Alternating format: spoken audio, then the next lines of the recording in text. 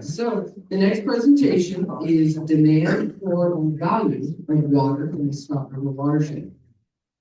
ECOnorthwest has been working with Scott River Watershed Council and SRRAP to assess the demand and economic value of water within the Scott River Watershed.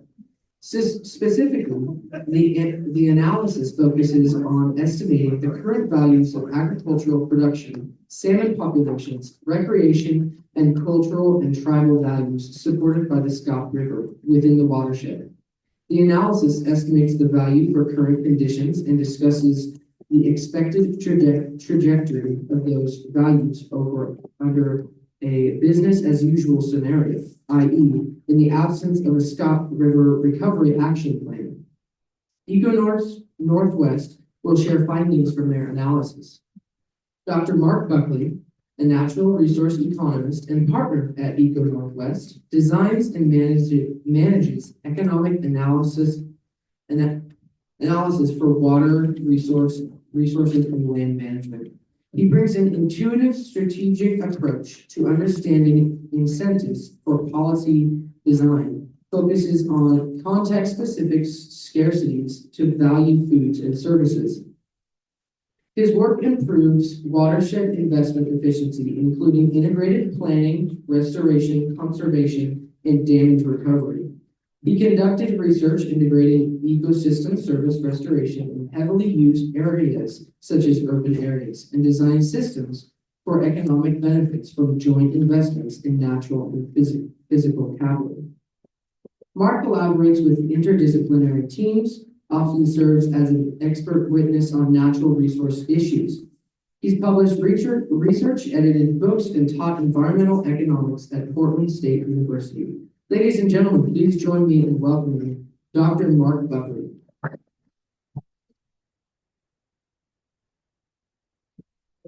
I'm glad you've been sticking with this. Appreciate it. Good job. And everyone, I realize it's been a long day and a lot of dense material, so if you feel compelled to stand up, move around a little, definitely do it. I know I need to myself. Thanks for having me. This is really exciting to get to go at the end of all of this great science. That's usually the role we play on projects, that we get to build off of all of the biophysical engineering policy work to understand sort of a whole package. That in this kind of context, we try to use the tools from economics to come up with a comprehensive understanding of how everything fits together, thinking in terms of trade-offs, but that's more at the full scenario level. Once you've got the full proposal for how you're going to move forward, what you're going to do to accomplish all of these multiple objectives. Right now, what we've been working on is much more focused on getting the building blocks together. So this isn't an analysis that focuses, say, on trade-offs between fish and farms. It's really trying to understand what all of those building blocks are so you can ultimately move forward. And that's where most of my work is always focused. My dissertation, a little over 20 years ago, started in the upper Sacramento River Valley, working on wildfire in the McCullough Basin, beach water quality in Orange County, San Diego County.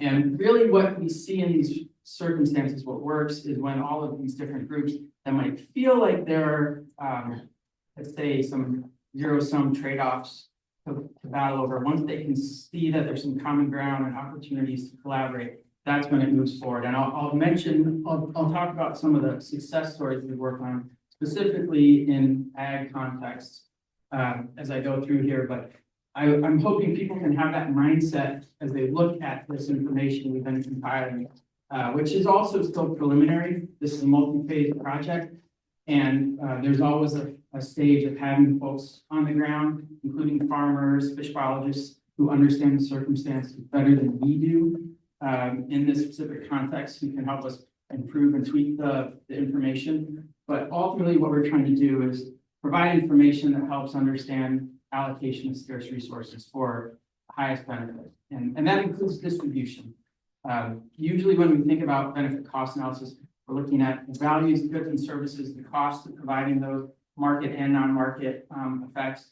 Then oftentimes you have to think about how those translate into market activity in terms of jobs and income, but that's usually only a small part of the picture.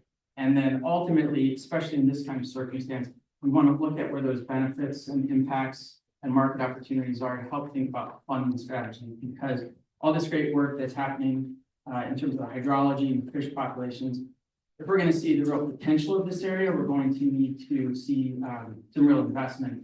And the broader a picture of benefits and beneficiaries, including geographically outside of Scott Valley, the easier it is to put together those funding strategies. And I'll mention some of the circumstances where we've had some real success with federal and state roles in that funding piece.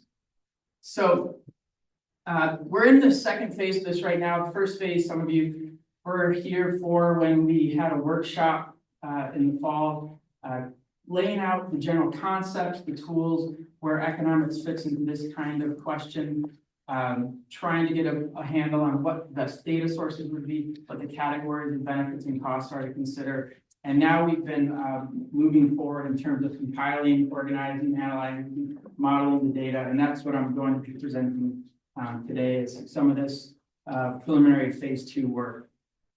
So as I said, the key priorities here are trying to understand what are the values at stake in the watershed, in-stream and out-of-stream, associated with the river and water, and trying to think about these in terms of multi-benefit opportunity context, trying to avoid circumstances that ultimately, a lot of my dissertation work was in game theory, and we're always trying to avoid a prisoner's dilemma where everyone ends up worse off. You can Google that if you haven't run into it before, but you see that circumstance play out when you don't get this kind of coordination up front. So this is really sort of a baseline understanding, business as usual. It's not analyzing any particular strategies for gains and improvement moving forward. Hopefully this can be used to help identify some of those and work together as a partner on that process. Also, one of these elements of a business as usual, or some kind of scenario analysis that we want to get to, is recognizing that anything that we will evaluate is going to be in terms of future conditions. So we're thinking about conditions with and without various investments going forward, not before and after. We often have to rely on historic data, but we're never going to get back to where we were necessarily. And things like climate change are going to make that even more impossible. So the key question, these are the key questions we have for this stage of the analysis. What are the key economic value categories, Scott River, associated consequences and connections that are benefiting from the Scott River? So we usually have these two broad categories of use values and passive use values, where use value, the most obvious sort of direct use value, where there's consumption of water, direct use of water resources. There can be indirect uses as well, maybe in terms of sediment transport and some sort of non-direct physical interaction with the resource. Passive use value is always the most contentious and I'll say technically challenging part of the equation, but it's also often the most important to get right because it can have such widespread impacts, especially when we get into funding questions. And then option values are where we're considering the fact that some resources might not be in use now that we would need in the future. And this is where getting the scarcity right is so important in this kind of analysis. Understanding how supply and demand intersect, where we might have abundant resources, or we might have historically had very abundant resources in a certain context. And that abundance, either because supply is declining or demand is going up, can change over time.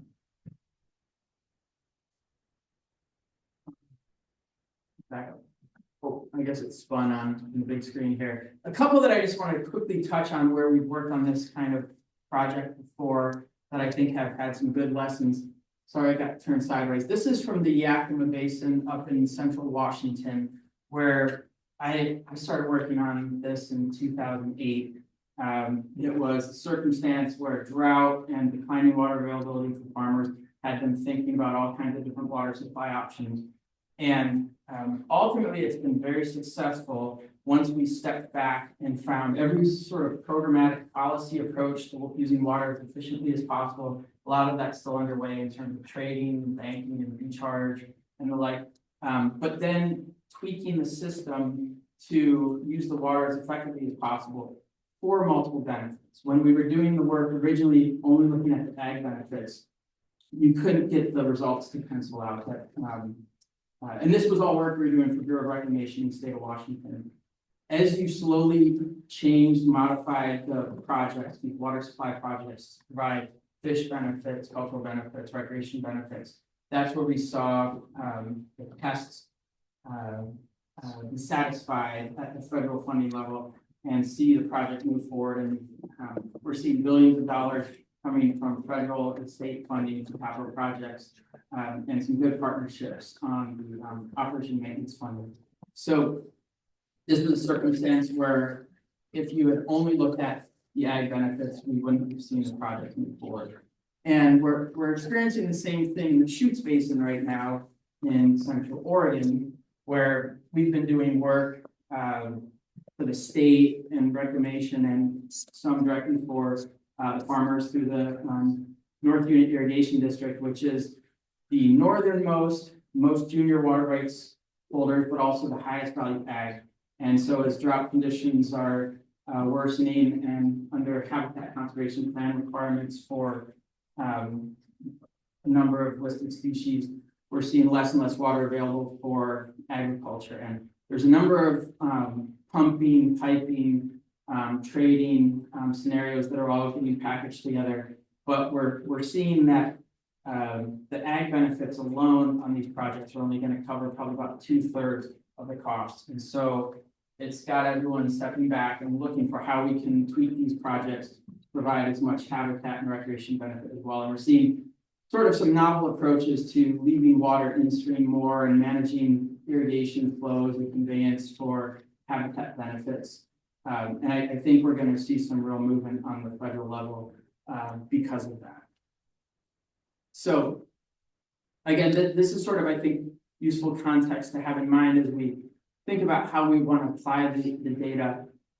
So what we've got here, what we've been doing is trying to work through everything that we can get our hands on. We've been getting some good feedback, both from the ag and some fish biologists on this. So much more informed fish biologists and ecologists have been speaking today already. So I'm not going to spend much time, but ultimately what we're trying to do is think about what the contributions are of Scott River salmon to various categories of benefits.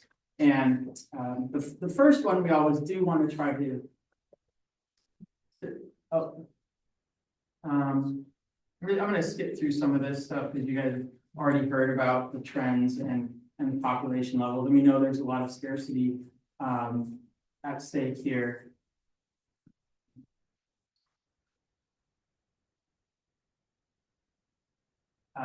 We want to work through the various categories of benefits that we can identify with salmon, starting with commercial and recreational fishing, and then moving through to thinking about some of these other categories in terms of option request and existence value.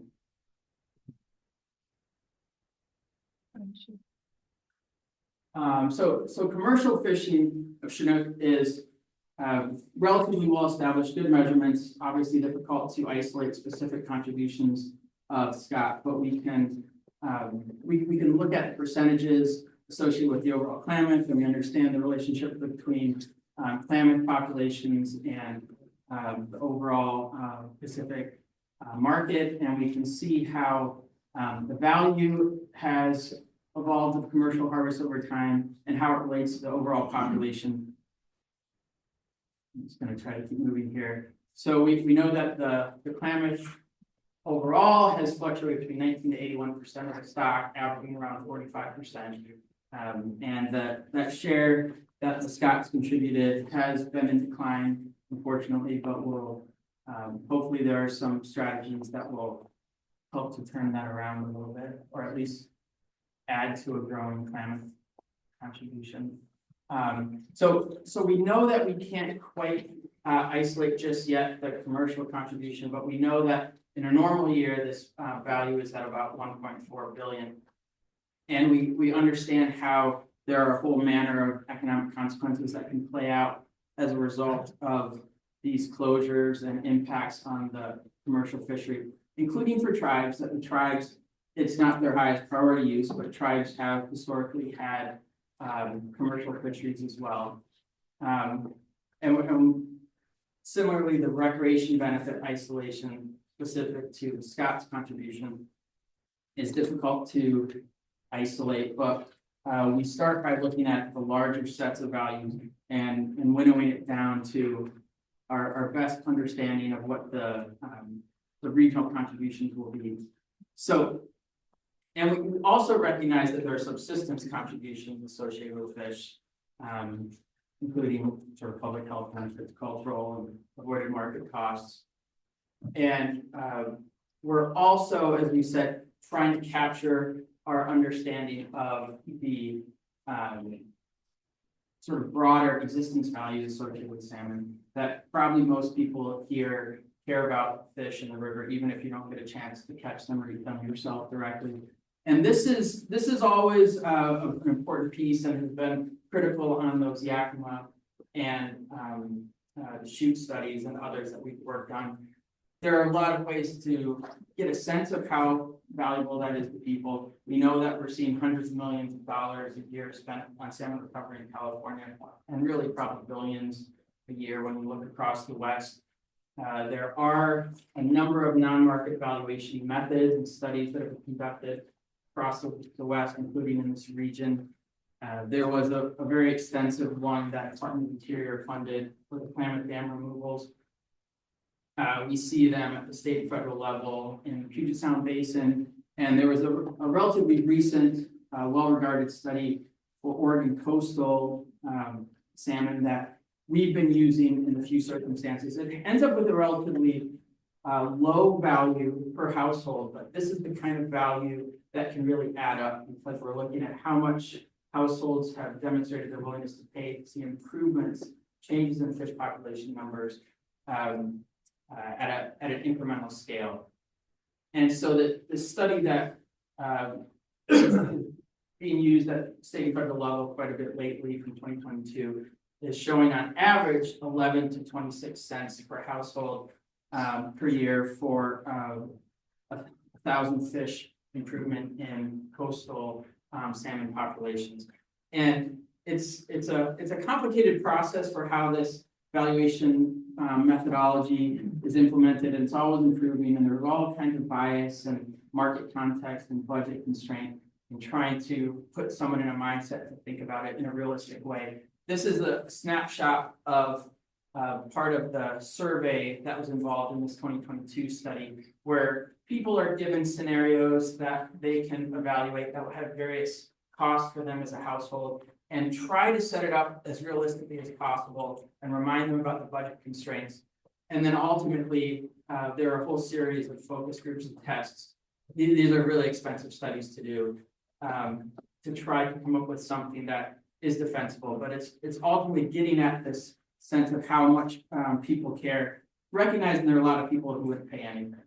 And most people are relatively low, and we do stick to the average value. So we're not usually applying some of those very high values that I'll bet some folks in this room might have. And the way we think about it here is, what would we see in terms of gains from current Chinook and coho numbers if we could move back to some historic averages and some recovery targets that we found, and what kind of benefit we would see on those scales. So when we look at those household numbers, in terms of annual values, regionally, we're seeing sort of hundreds of thousands of dollars per year. But if we look out to the state level, we're up into the millions to tens of millions of dollars per year. And these studies are often scaled at multiple geographic levels. The Klamath specific study did a local, regional, state, multi-state scaled on these sorts of things, going through all sorts of OMB review. So these are the kinds of values that we did apply in the Yakima Basin that helped that project move forward. So this is probably sort of a boundary of the kinds of valuation that people want to use, but it's hard not to do something like this if you want to get a complete picture. And the OMB guidance does always say that we need to do our best job we can to understand all of the values. Otherwise, you end up with a default of a zero value. I'm going to come back to recreation in a little bit and some of the commercial values. I'm going to talk a little bit about agriculture now. The ag side is a little bit more straightforward on the market component, recognizing there are some non-market benefits associated with agriculture as well that can be important, but also challenging to quantify. We do have relatively good data in terms of land use, water consumption, crop yield, crop prices, using crop budgets, net farm earnings, and then looking at the market implications. These are some of the sources that we've used for the modeling here. We've got roughly 31,000 acres in production in the Scott Basin that generate a gross market value of about 30 million annually. Again, this is a place where we're double checking these numbers with folks, and when we think about projections in the future, there are a number of let's say adjustments and forecasts that we generally make. And then we also want to think about the net farm earnings, so the profit, the net financial implications of these, and then we're at about 6.5 million annually for these crops. Again, this is the number that's been in flux, and this isn't necessarily the maximum potential. This is based on, I think it's 2019 to, I have on the last slide. Yeah, 2019 to 2023, an average, but again, there's definitely some fluctuation there. And in terms of overall water consumption, we're looking at around 88,000 acre feet per year for those crops. And you can see we look at how many acre feet per acre is generally used by crop. We also then can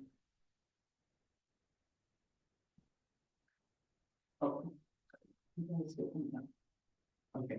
Then we can also think about the market implications of this agricultural production activity. And this is where economic impact analysis comes in, which is separate and distinct from benefit cost analysis, where we're looking at the cost and the benefits of ag production.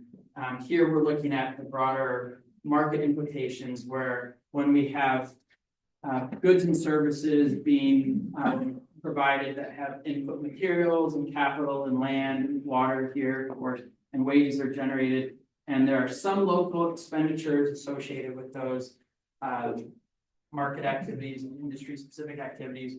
The multiplier effects are based on how we look at both input expenses for productive activities, in this case ag, but also then spending, secondary spending from wages and income that are earned locally.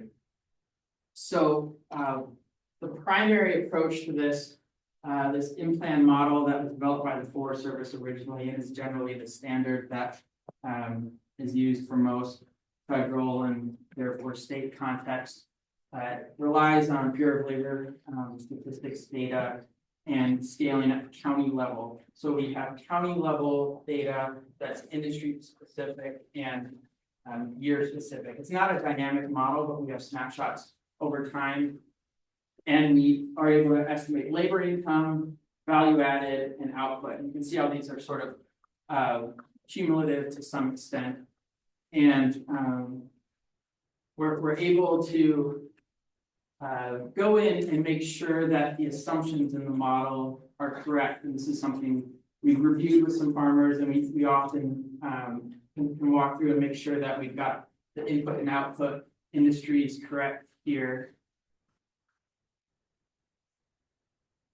And when we look at that, overall, we end up with about 40 million in total economic activity. So we look at employment in terms of jobs, labor income, value added, and then total value of output. And these three lines, direct is that direct agricultural activity in the basin. Indirect is when you bring in the various inputs to that agricultural activity, and then induced is the spending associated with wages and income, including proprietary income, from the direct and indirect activities. So this is a snapshot from that 4-year average for Scott Valley that we've got right now in terms of economic output associated with agriculture in Scott Valley. So we do know there are other important considerations for agriculture in the basin, that there are complementary services that the landscape can provide, that it can contribute to other ecosystem services. There's pest and weed management, good neighbor property policies, certainly aesthetic, property value, tourism, benefits associated. I think this room is sort of another good example, sort of the social capital, social cohesion. Communities can stay connected around some of these, and we're always interested in hearing other examples. Now, the challenge then from a policy standpoint is looking on the margin of those incremental effects, and where are changes likely to occur on these fronts as we see changes or shifts or adaptation or restructuring of how agriculture operates here. And I bring this up because when we had the workshop in the fall, I was really interested in hearing some farmers speak to the interest in staying active and productive on the landscape, but also open to seeing how that might incorporate other objectives than just, say, alfalfa. And is there a way to have it also incorporate restoration activities and ultimately fish benefits or other landscape scale benefits? And that's where the funding mechanism becomes interesting, and the normal market pathways accessing all those people who value fish outside of the basin or downstream beneficiaries, commercial fishing, water quality benefits, and the like, how those all connect. So just want to make sure we're always keeping in mind how these things interrelate and looking for opportunities for multiple benefits.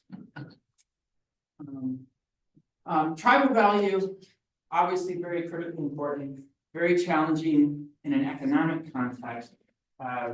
There's nothing that says we have to get things to a dollar value. Oftentimes we do in natural resource damage context. With tribes, we sort of indirectly get at that by working out what the replacement cost would be. I've worked with tribes on structured decision-making types of approaches to get to valuation of the resources. And ultimately, we just want to make sure that we don't sort of inadvertently leave zero values associated with any of these tribal benefits. If anything, I'll say right now I'm representing the Northwest Indian Fisheries Commission as their economist in negotiations for rulemaking at the state level in Washington State around riparian buffers and private forest rules. And we're wrestling with this issue of which categories of benefits do the tribes want to put dollar values on, or even use dollar values where we say, we have these ceremonial benefits, these cultural benefits, these subsistence benefits, then we have recreational and commercial. And we know what the commercial and recreational are, and we know that these other benefits are higher values. So we're not going to put a value on it, but we know it's at least higher than these numbers. So there are some indirect ways to make sure that we don't inadvertently leave the value too low. But this is an area where mostly I'm probably saying that we want to be complete about describing, characterizing, measuring these categories of benefits, and where necessary, there are approaches to bringing them into an apples to apples comparison with some of the other approaches. But ultimately what we're trying to do right now is compile information that is available around how the tribes relate to the river and fish, and trying to think about how the Scott River has and can and potentially could increasingly play a role in some of those benefits for tribes.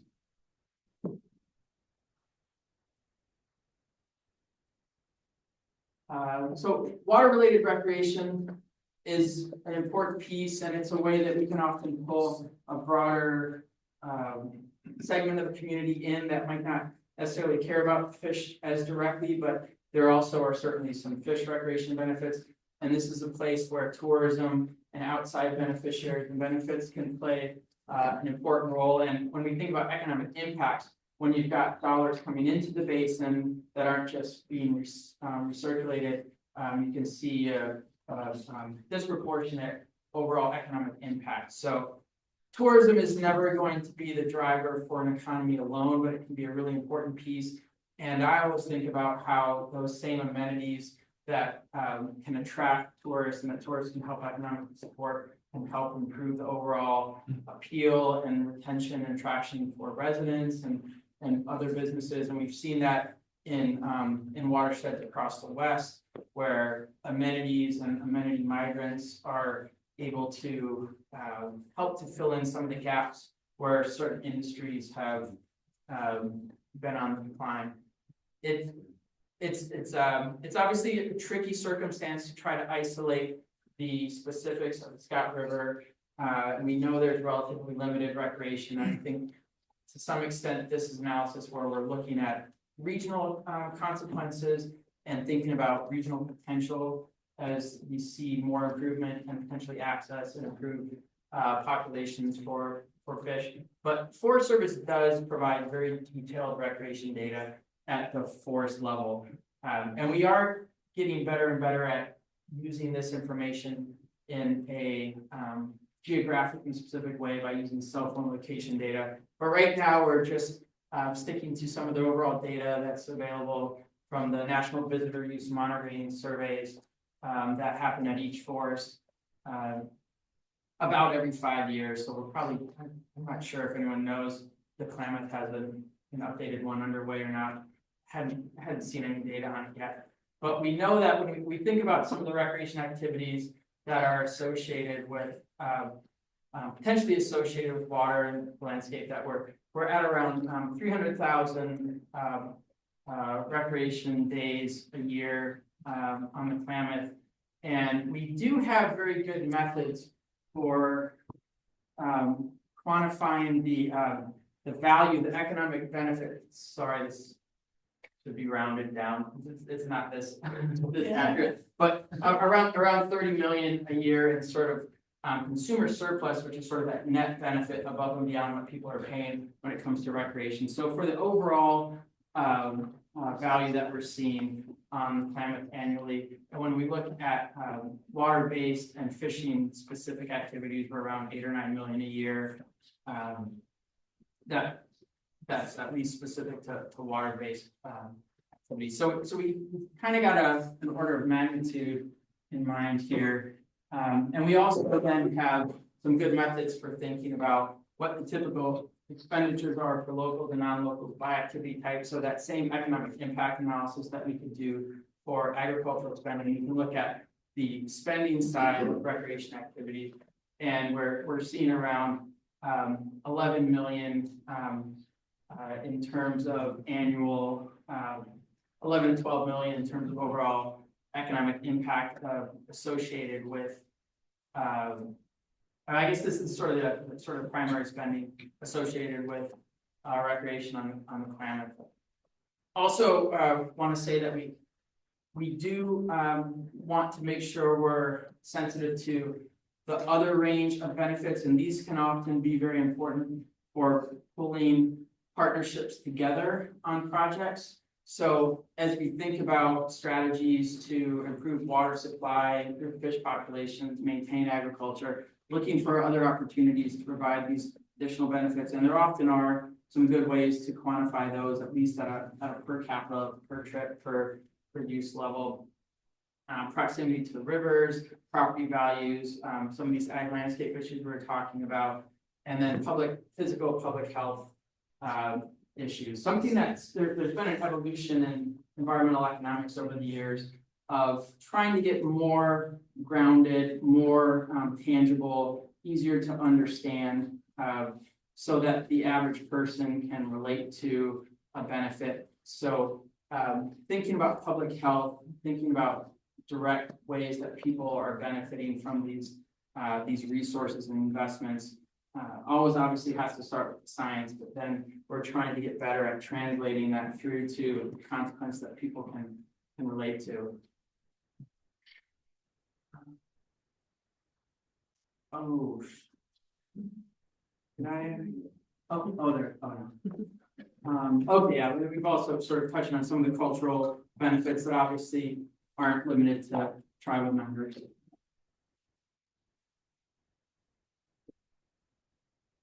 Now we're starting to look at what future scenarios will look like. We want to be able to build analyses for strategies on what we expect future conditions to be. We are looking at trends in agriculture, market and non-market trends, land use trends. We're looking at climate change trends, of course, and luckily there's a lot of good water science already underway that we'll be very dependent on as we move forward. And then thinking about how regions adapt in terms of agricultural production, overall value add, and the market access that they have based on broader exogenous conditions.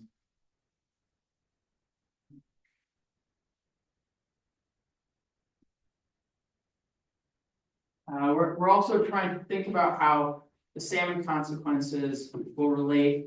And this is, I was really excited with Eric and Morgan's talks to see how some of the fluctuations in water relate. I think finding opportunities to get as much value and multiple benefits from the water, understanding where the water is most critical in terms of the most sensitive to the water versus where there's more resilience built in, is going to be an important part of this. And then understanding where there are new economic opportunities or critical dependencies outside the region, especially when we think about commercial and recreational and some of the other salmon benefit categories.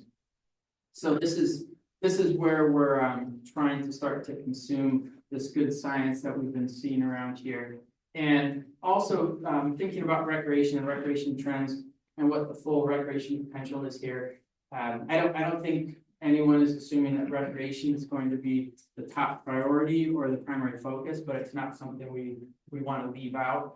And getting a better understanding of how it fits in. I know this has been an issue in Klamath. I was working with KRRC in the states, both states, as we were looking at how can we get as much recreation benefit potential out of the dam removal and the site restoration, in part to deal with these perceived losses locally, where we can design recreation access to have as much local benefit as possible. A lot of the work I've done for Bureau of Land Management has focused on this in terms of how do they manage areas that can't be used, say, for traditional consumptive timber or mining, grazing, but still design it to provide as much local benefit given the scarcities and the demands around recreation and the spending profiles that we see around recreation. And then of course, we want to make sure we're fully understanding how these consequences impact tribes at all scales. There's also certainly a restoration economy in terms of economic activity associated with all of the restoration projects that have been underway. When we look at projects for the Klamath and Scott River Basin, we can find 131 million roughly estimated at the upper end of sort of projects that will be called for, and obviously the council has had a lot of great projects underway, and we'll see more and more of those. And we do have fortunately good data to look at some of the market impacts there. And so from that 131 million, so this we're looking at right now 852 jobs for the 131 million, and this is in terms of overall regional economic activity that we can see from this. I'll say oftentimes this kind of information, we use it to try to think about how can you design recreation projects, conservation projects to provide as much local benefit. How can you really increase labor to capital ratios? How can you use these projects for local training and new business startups? We've seen some real success with that. And I think as we understand the scale of spending, we can start to think about some of those new job and training opportunities, which I'm sure are already sort of underway here to some extent, but have been at a larger scale outside of the region. So our next steps are sort of refining this analysis, trying to build it into a more comprehensive story. Some of these items that we included here. We are going to be showing ranges. I sort of intentionally didn't put some numbers up on the screen that we think are preliminary in terms of some of the totals. But I think understanding the orders of magnitude and then working with the council and the steering committee to make sure this all feeds into that next step well. But I think a big part of it is just making sure people understand what the data represents and what it doesn't represent so that it can be used well. I think, I don't think we have much more on there. We have been getting some feedback, and we want to make sure that we're sensitive to this and incorporate it. We have had concerns about how we think about non-market benefits.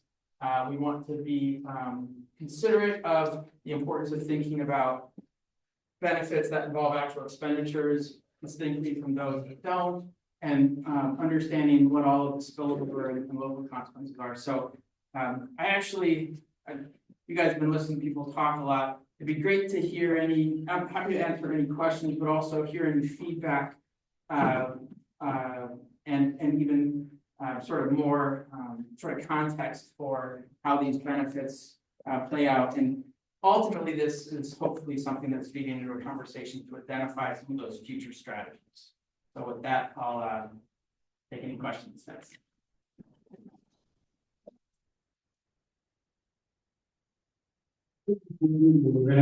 Multiplier effect, is that? You do that to growth, is that? We do that based on growth in terms of you're talking in terms of the ag production. Yeah, I mean, on the benefit cost side, normally in the benefit cost analysis, we do net farmer, so that would be net. But for the overall economic activity, we are looking at all expenditures, and you are using the sort of gross market values. You discount those can you take your way through these that are lining up to raise the home plans? Oh, I'm sorry, I raised my hand and he called on me. Sorry, I'll be glad to. No, I'm sorry, yeah, I refuse to ask my question now. I'm sorry, My question is, out of that $131 million projection for cost of these various different things, what percentage of that does not come from state or federal funding? I mean, it sounds like the scale of all of this is that what I hear is that you're doing the vast majority of this stuff to be able to try to apply for grants to pay for all of this. I mean, that seems like that's what your piece primarily allows, is the grease to get the money to try to get these projects going. I think that's an important part, but I think also identifying what the project should be is still a piece. I'm not the one designing the projects. This is sort of input to the process. I honestly am kind of imposing probably that a little bit myself on it, because I've seen elsewhere how ultimately this information needs to be tailored to the various potential funding sources and agency funding objectives. But I wouldn't say that is the ultimate objective. I think right now our primary objective is understanding baseline conditions in terms of what values and market impacts are currently associated with Scott River.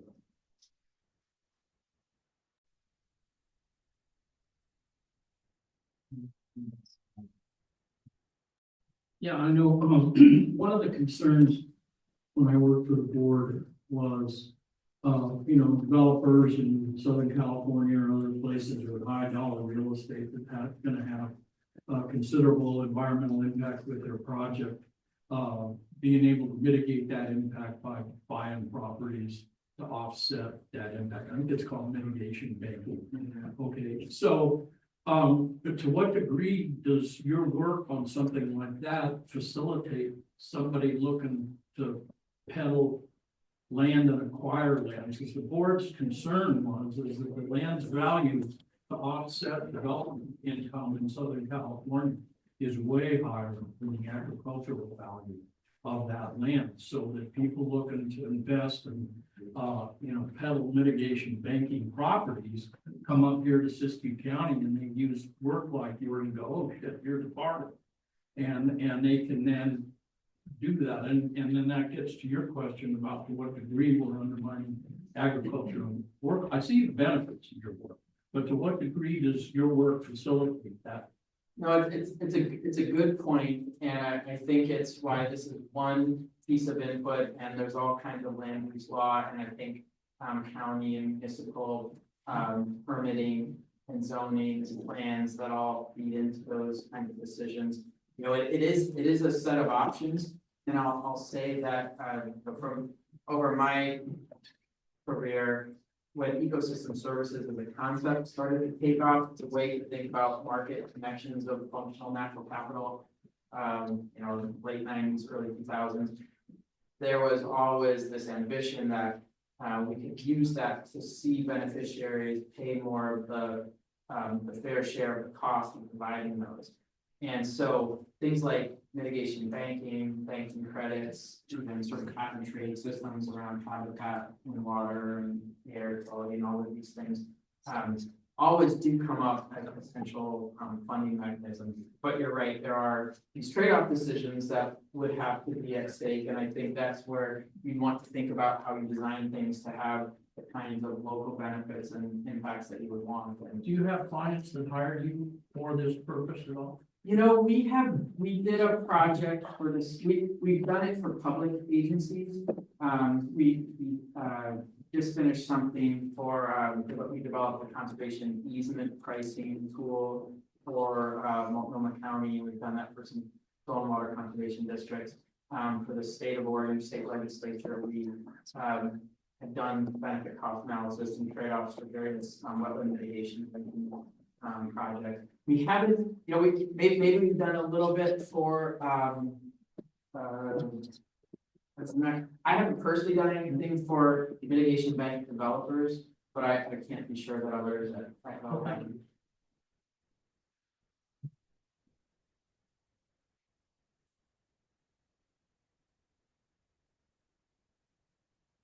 Will say after the presentation, I'm probably too dizzy to ask the question, but it reminds me of testifying in DC in the U.S. Court of Claims on a taking case against a local economist with a Nobel Prize in economics who developed a great dividend discount model. And the question to the court came down to his model versus reality. And explained to the court, we would not have been there if his model worked with reality. And I look at your great valuations, and it brings me to question that when we need money for restoration, such as in putting water in the river, and Rick says in the Water Trust, you're paying $60 an acre foot to save a fish.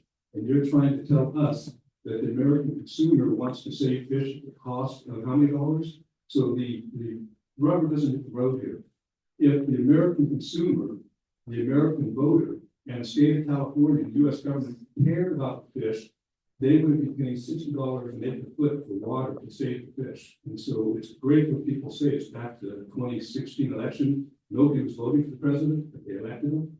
And to hear somebody in the armchair say that they're going to pay for salmon, and yet Sacramento never pays for salmon in the case of putting water in the river through the Water Trust, through other projects, I find it very challenging. You say that the consumer can't wait to pay.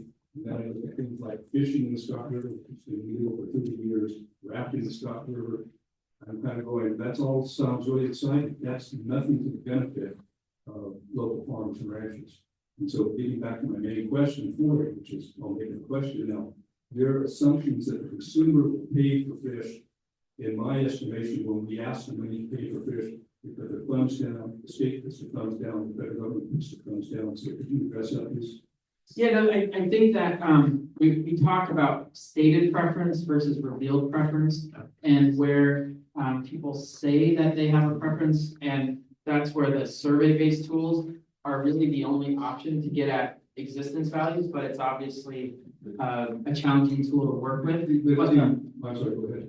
But the revealed preference is always preferable, where we can see that people have actually made expenditures, and we see how much people pay for fishing trips, and it usually ends up a lot more expensive than if you went and bought fish by the pound at the store. And No, I have no trouble with people paying tens of thousands to go fishing. When you say the American consumer wants to pay X dollars to put a fish in the river, that's what I strongly disagree. And so to publish something that says the consumer will, the voter will pay for it, when the reality is they have never paid for it, it's John.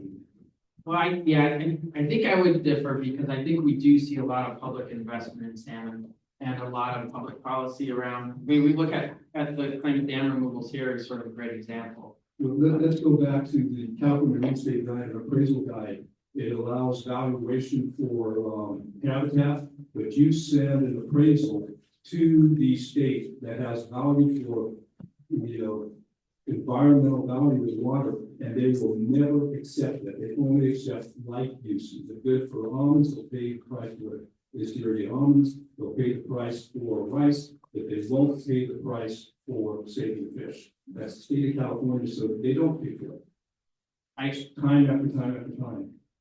Maybe there's someone else in the room that knows more about the appraisal process you're talking about. I would just say that I think we do see all kinds of revealed expenditures and efforts and investments, and probably a lot of the people in this room. But society is very heterogeneous, that not everyone feels that way. And this is really trying to consider that we have lots of zero values, and you'll even get people giving protest values, and that's all built into the analysis. So, the appraisal piece that you're talking about, if we're talking about market values for property or water, that again is where I think we see more and more expenditures of that sort. But you're right, you're not going to see society sort of uniformly supporting any one policy. So in a year, they're paying $7,000 to $14,000 acre foot for water for almonds. They wouldn't pay $100 for water for salmon. So let's just get the reality that they're not paying for it. It's a huge spread. Yeah, no, funding constraints are always a challenge. I think that's a reality, and that's certainly a subtype, I think, for this kind of work. Okay. Michael had it, his hand raised. Two things, just talking about paying, I think the voters of California just voted in a $2 billion bond. Pay for land acquisition, restoration, clean water. I think there is some value to it. And the other thing regarding the water rights, it's my understanding, you can't sell water rights. The water goes with the land. You can get it by releasing the land or buying the land. But you can't just give or sell water rights. Thank you.